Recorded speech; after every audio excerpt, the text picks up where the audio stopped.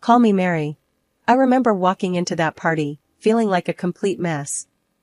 It was just a couple of weeks after Jason, my then boyfriend, decided he had had enough of us. It's not you, it's me, he said, the same old tired line. So there I was, drowning my sorrows in a glass of cheap wine, surrounded by couples looking all happy and in love at our friends' get-together. I felt out of place, like a sore thumb sticking out in a sea of bliss. Enter Alex. I hadn't noticed him until he was right beside me, his sudden appearance pulling me out of my gloomy thoughts. Looked like you could use some company, he said, his voice smooth, with a hint of something I couldn't quite place. I remember looking up, ready to give him a piece of my mind, but the words died on my lips. There was something disarmingly honest in his gaze that made me pause. Company, or a distraction? I retorted, my tone sharper than I intended. I was in no mood for small talk or flirting. Whichever you need more, he shot back with a grin that was both infuriating and charming at the same time. It was the first time in weeks that I found myself genuinely smiling, despite my best efforts to stay miserable. We spent the rest of the evening talking about everything and nothing. Alex had a way of making the mundane interesting and the heavy stuff seem lighter. He didn't pry into why I was upset, nor did he offer any unsolicited advice. He just was there, making me laugh and forget about the heartache, if only for a few hours. As the party winded down, he offered to walk me home. It's late, and the streets aren't exactly friendly at this hour, he said, a note of concern in his voice that felt comforting. I hesitated for a moment, my mind screaming at me that it was a bad idea to walk alone with a guy I had just met. But then, looking into his eyes, I felt an inexplicable trust. All right, but if you try anything funny, I swear I'll scream, I warned him, half joking, but also dead serious. Alex threw his head back and laughed, a sound that was unexpectedly delightful. Fair enough. I promise to be the perfect gentleman, he said, offering me his arm in an exaggeratedly gallant gesture. That walk home was the beginning of everything. We talked about our jobs, our families, our dreams, and our disappointments. Alex worked in IT, a geek at heart with a passion for old-school video games and a knack for fixing just about anything. I told him about my job in marketing, how I loved the creativity it allowed me, but hated the office politics. By the time we reached my apartment, I didn't want the night to end. There was something about Alex that felt right, like a puzzle piece I didn't know I was missing. Thanks for tonight. I needed it more than I thought, I admitted, feeling a twinge of vulnerability. Anytime, Alex said, his voice soft. And hey, if you ever need a partner in crime or just someone to vent to, you know where to find me. And I did. In the days and weeks that followed, Alex and I grew closer. Our initial banter turned into deep conversations, and the more I got to know him, the more I liked him. He was caring and attentive, always there when I needed a shoulder to lean on or a laugh to brighten my day. It wasn't long before our friendship blossomed into something more. Looking back, I can hardly believe how quickly things progressed. But with Alex, everything felt easy, natural. It was as if we were meant to find each other that night, to heal each other's wounds and build something new together. The day he asked me to be his girlfriend, he did so with a clumsiness that was utterly endearing. So, I've been thinking, which is always a dangerous thing, he started, scratching the back of his neck nervously. But I really like you, more than I've liked anyone in a long time. And I was hoping, maybe, you'd feel the same way? I remember laughing, not at him, but at the absurdity of the situation. After all the heartache and disappointment, I had found someone who made me feel alive again. I do, Alex. I really do, I said, and the smile he gave me in return was everything. The honeymoon phase, they say, doesn't last forever. But when the shift came for Alex and me, it hit like a freight train. I'd come home from work, bone-tired from the day's grind, only to find Alex sprawled on the couch, eyes glued to the TV, surrounded by a day's worth of mess. At first, I brushed it off, chalking it up to bad days or just a man's typical disregard for clutter. But as days turned into weeks, and weeks into months, the pattern held. One evening, after a particularly long day, I walked in to find the living room looking like a disaster zone. Seriously, Alex? I couldn't keep the frustration out of my voice as I kicked a path through scattered shoes and gym bags. You've been home for what, 4 hours? And the place looks like this? Alex barely glanced up from his game. What's the big deal? It's just a bit of mess, he replied, his tone dismissive. A bit? You call this a bit? My patience was wearing thin. I've been at work all day, and I come home to this. It wouldn't kill you to tidy up a bit, would it? He shrugged, a gesture that made my blood boil. I work too, you know. Why should I spend my free time cleaning? Because you live here, I shot back. It's called being an adult, Alex. Taking responsibility. His response was to turn up the volume on the TV, effectively ending the conversation. I stood there, fuming, as the realization sank in. This wasn't just about the mess. It was about respect, partnership. And right then, it felt like I was lacking both. One night, in a desperate bid for some semblance of order, I decided to tackle the kitchen. The sink was piled high with dishes, leftovers turning into science experiments. As I scrubbed and scraped, I couldn't hold back the tears. This wasn't the life I envisioned. This wasn't the partnership I signed up for. Alex found me there, elbow deep in suds and misery. Hey, what's this? He asked, his voice softer now, laced with concern. I shook my head, unable to find the words. I'm just tired, Alex. Tired of feeling like I'm doing this all alone. He sighed, running a hand through his hair. Look, I get it. I'll try to do better, okay? But trying didn't seem to translate into action. Days passed, and the pattern continued. Promises were made and broken, leaving me to wonder if this was our new normal. The man I married, the partner I thought I had, seemed more like a distant roommate, leaving me to question where we went wrong. It wasn't just the chores or the mess. It was the growing gap between us, the silent meals, the unspoken frustrations. I missed the man who walked me home that night, who made me laugh and feel loved. Now, I felt more like a caretaker than a wife, struggling to keep us afloat in a sea of indifference. Alex, we need to talk, I said one evening, the words heavy with a mix of dread and hope. This isn't working. We're not working. And I don't know how to fix this if you're not willing to meet me halfway. He looked at me then, really looked at me, and for a moment, I saw a flicker of the old Alex. I know I've been a jerk, he admitted, his voice low. I'll try harder, I promise. Promises.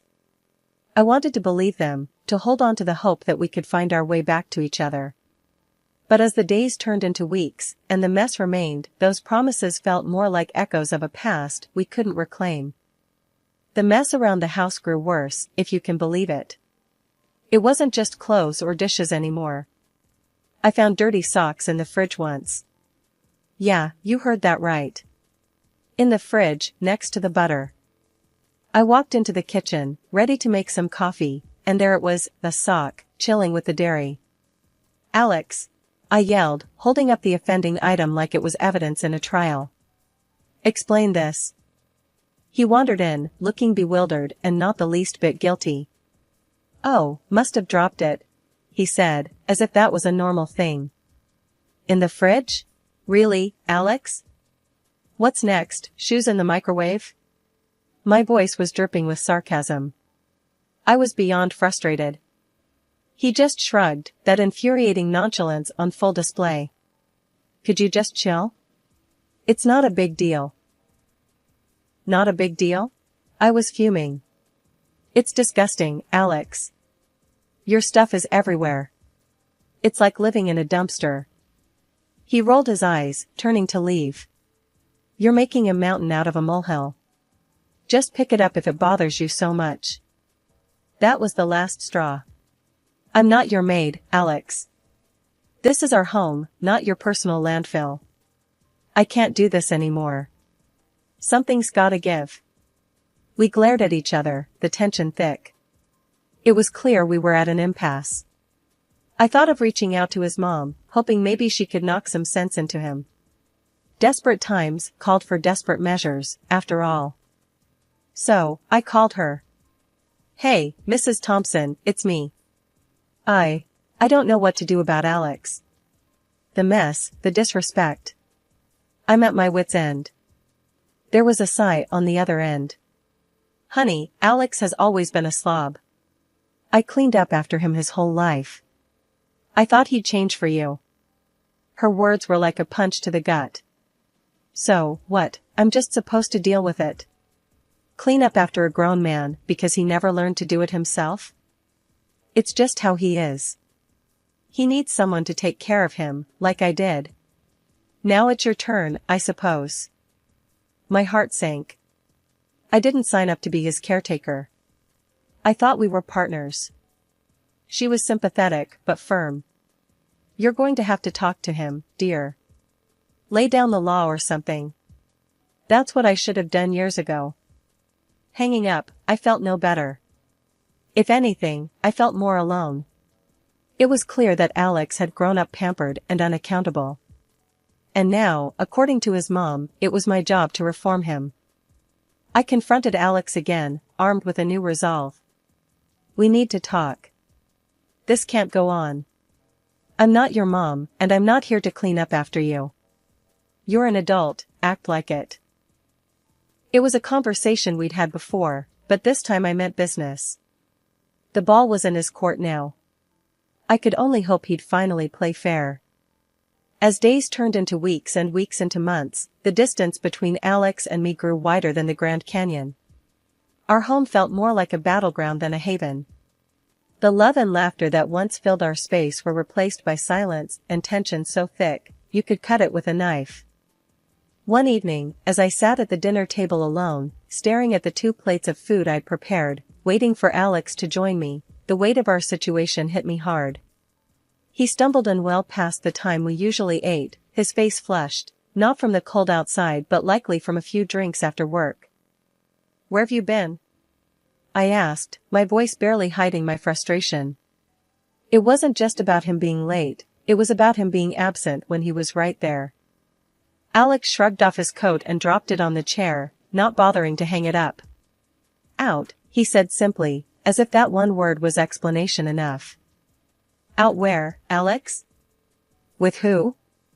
I pressed on, needing something more than his non-answers. He sighed, a sound of annoyance rather than remorse. "Just out with the guys from work. You know how it is." I didn't, actually.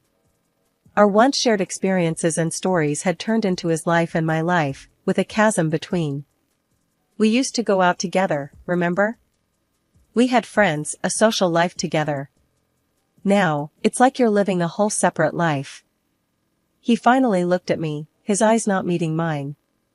"I just needed some space, okay? You're always on my case about something. The cleaning, the dishes, being home on time. Can't a guy catch a break?" His words stung, not because they were entirely untrue, but because they underscored how far apart we drifted. "A break?" I echoed, my voice rising despite my attempt to keep calm. "I'm not your warden, Alex. I'm your wife. Or at least, I thought I was. Partners give each other breaks, they don't take breaks from each other." Alex didn't respond. He just moved past me, heading for the fridge to grab a beer, as if that could solve everything. I watched him, a man I no longer recognized, and wondered how we got here. How did the man who once walked me home in the rain, who made me laugh until my sides hurt, become a stranger in his own home? "We're not okay, Alex," I said, the realization hitting me hard. "We're not okay, and I don't know if we can fix this." He paused, beer in hand, and for a moment, I thought I saw a flicker of the old Alex, the one who cared, who fought for us. But then he shrugged, a gesture that had become all too familiar. "Maybe you're right. Maybe we're not okay." His agreement should have been a relief, an acknowledgement of our problems. But instead, it felt like a door closing, a silent confirmation that we were too far gone to find our way back to each other. I used to hate the idea of business trips, preferring the comfort of home over the sterile environment of hotel rooms. But as the rift between Alex and me widened, those trips became my sanctuary. Escaping the constant tension and the cold silence that had settled over our house was a relief. I'd brace myself every time I returned, expecting to walk into the aftermath of a tornado. Surprisingly, each time I came back, the house was spotless, which was the last thing I expected given Alex's usual disregard for cleanliness. The first couple of times, I was genuinely pleased, thinking maybe Alex had finally decided to pull his weight around the house. "Did you clean up all this?" I asked, unable to hide my shock and a flicker of hope that maybe, just maybe, we could turn a new leaf. Alex just shrugged, an all too familiar, nonchalant gesture that irked me. "Yeah, figured it's the least I could do," he said, but his tone was off, too casual, like he was brushing off more than my question. Something didn't sit right with me, but I pushed it aside, grateful for the clean space, but unsettled by the sudden change. It was after another trip, coming home to the same uncharacteristically clean house, that curiosity got the better of me. I decided to thank the person I thought responsible, his mother. "Mrs. Thompson, thanks for cleaning up the house." "I didn't expect it, but it was a lovely surprise," I said, hoping to convey my genuine appreciation. Her confusion was a slap in the face. "Clean your house?" "Dear, I haven't been over in months." "Alex should be taking care of his own mess, not you or me," she said, her tone a mix of surprise and a bit of annoyance. My heart sank, and a cold realization crept in. Confronting Alex didn't take long after that. "Your mom didn't clean." "So, who did?" "Because it sure wasn't you," I demanded, my patience wearing thin, tired of the lies and the evasiveness. Alex squirmed under the pressure, his usual confident demeanor crumbling. "Look, it's not what you think," he started, but his voice was too hesitant, guilty. I pressed on, needing the truth more than I needed to breathe. "Who's been cleaning our house, Alex?" "Because it's obviously someone." The admission came too quietly, laced with shame. "It's someone I know, she's been helping out while you're away," Alex confessed, finally meeting my gaze, but all I saw was betrayal. "A someone you know? You mean a mistress? You're cheating on me, and her token of affection is cleaning our house?" The absurdity of the situation would have been laughable if it weren't so tragically pathetic. He tried to defend himself, the words fumbling out in a messy spill. "It's not like that. She's just a friend." "A friend who cleans and sleeps with my husband?" "That's a new one, Alex." My voice was bitter, laced with anger and a heartache that dug deep. "I found out about his infidelity not through whispers or clandestine messages, but through a clean house." The irony wasn't lost on me, and though my heart was shattered, I couldn't help but marvel at the bizarre twist my life had taken. After all this, I decided enough was enough. Divorce was the only option left for me. Alex, surprisingly, didn't put up a fight. He let me go without so much as a plea for me to stay. Maybe that was for the best, or maybe it just showed how far apart we'd really grown. A few quiet months passed. I settled into a small, clean apartment that felt more like home than the house I shared with Alex ever did. Just when I started to enjoy my newfound peace, I got a call that turned my calm afternoon upside down. It was Alex's mom, and she was livid. "Come back to Alex this instant," she demanded, her voice sharp and filled with frustration. I pulled the phone away from my ear for a moment, confused. "Excuse me? Why on earth would I do that?" "Because he's a mess without you. His house looks like a pigsty, and I'm sick of cleaning up after him. His habits are driving me insane." I couldn't help but chuckle, though I felt a pang of sympathy for her. "And how is that my problem, Mrs. Thompson? I'm not his keeper anymore." Her voice softened, but the desperation lingered. "Please, he needs someone. His little cleaning lady ran off the moment she saw what a disaster he is." The irony of the situation wasn't lost on me. So, his mistress left because of the mess? That's poetic, in a way. She sighed, defeated. I just don't know what to do with him anymore. I took a deep breath, my decision clear. Mrs. Thompson, I understand it's hard, but I've moved on. Alex needs to learn to take care of himself, and you shouldn't have to clean up his messes either. It's not your job, and it's certainly not mine anymore. There was a pause on the line, and for a moment, I thought she might argue further. Instead, she simply said, I suppose you're right. I'm sorry for bothering you with this. It's okay. I hope things get better for you both, I replied, not unkindly. We ended the call, and I sat there for a moment, reflecting on the strange turn my life had taken. From a cluttered house and a failing marriage to a peaceful, tidy apartment all my own. I couldn't help but smile at the thought. Leaving Alex was the best decision I'd ever made, not just for my sanity, but for my soul. 6 months of silence passed since I walked away from Alex and that chapter of my life. Then, out of the blue, I remembered I had left something important at his place. With a sigh, I decided to retrieve it, thinking it'd be a quick in and out. Standing at the front door of the house we once shared, I knocked, waiting for any sign of life. Nothing. I used my old key to let myself in, not prepared for the scene that greeted me. The house was a disaster zone, garbage everywhere, the air thick with the stench of neglect. What the? I muttered, covering my nose with my sleeve. I called out for Alex, but the silence was my only answer. Concern growing, I checked the house and found him in the bedroom, looking like he hadn't moved in days, surrounded by filth. Alex! I yelled, shaking him gently. He was barely responsive, a shadow of the person he once was. Without hesitation, I dialed for an ambulance and the police, explaining the situation as best I could.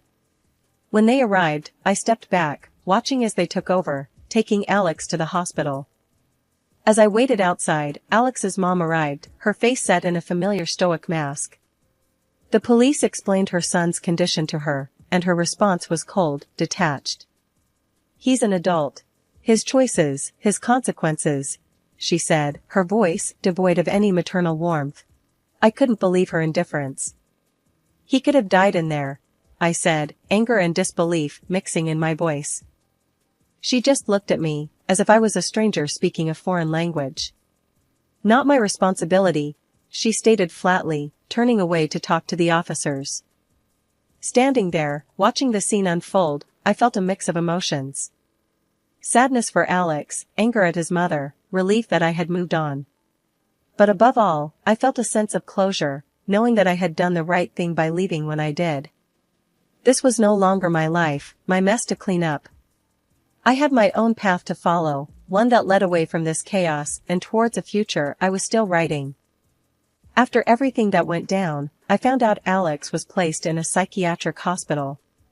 Turns out, he had a progressive mental disorder that made him act the way he did with all that mess and his lack of cleanliness. Hearing that news hit me hard, way harder than I expected. Despite all the hurt and chaos, I couldn't help feeling sorry for him. So, I decided to visit him, even if his own mom couldn't be bothered. The hospital was stark and sterile, a far cry from the cluttered home we used to share. I met with his doctor, a kind man who seemed genuinely concerned for Alex. His condition's advancing faster than we hoped, he told me, his voice heavy with regret. At this stage, there's not much anyone can do except make sure he's comfortable and safe. I nodded, feeling a lump in my throat. And his mom? Does she come by? I asked, already knowing the answer. The doctor shook his head. Haven't seen her. It's tough, patients like your ex-husband, they need all the support they can get. I left the hospital with a heavy heart. Alex's mom hadn't changed a bit, still as cold and distant as ever. It was clear she had washed her hands of him, leaving him to face his demons alone. I couldn't help but wonder if things would have been different if she'd shown him a bit more love, a bit more care. As for me, life moved on. I found peace in my little apartment, a place I could call my own without any reminders of the past. I started anew, building a life that was entirely mine, free from the shadows of what used to be. My visits to Alex became less frequent, not because I didn't care, but but because I realized it was time for me to let go and heal. I often thought about Alex, hoping he found some semblance of peace in his own mind. As for his mother, well, I hoped one day she'd realize the mistake she made in abandoning her son when he needed her the most. But that was a journey she had to make on her own.